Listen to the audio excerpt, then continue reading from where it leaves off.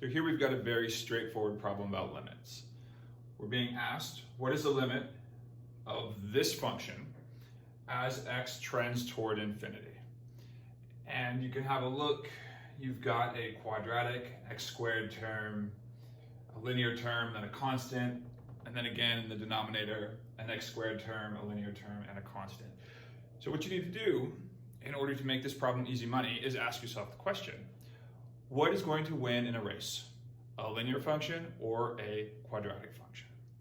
That is to say, as we make x increase towards infinity, which part of these functions, whether it's a numerator or in the denominator, which part is going to end up having the biggest impact on the function as a whole?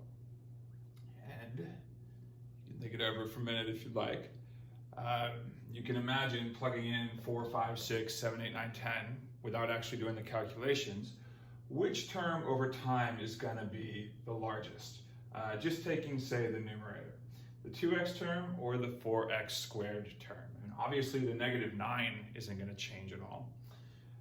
If you let x go out to 100 or 1,000 or 10,000, 10 million, which term is going to be overwhelmingly deriving the function? The 4x squared or the 2x?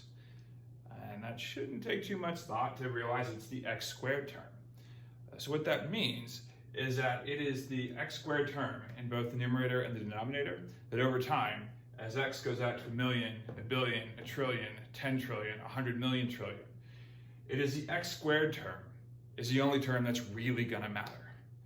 So this expression here, if we're taking the limit as x goes to infinity, is exactly the same as this expression right here, 4x squared over 5x squared. And of course we can cancel the x squared, leaving us with just 4/5. So the limit as x goes to infinity is exactly that.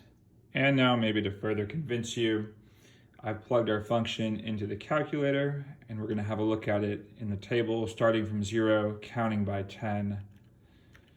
We just want to look at this column here. As x increases towards positive infinity, look what happens to y. And we're looking for convergence. Remember that our answer was 4/5. 4/5 as a decimal is 0.8. So you can see that does seem to be the direction that we're heading. And we can go even further. We can count by 100 or by 1,000 and see that we are in fact converging onto 0.8, which is the same as 4/5. Let's do by 1,000 here. So there you have it. We are converging on 0.800, which is the same as 4/5.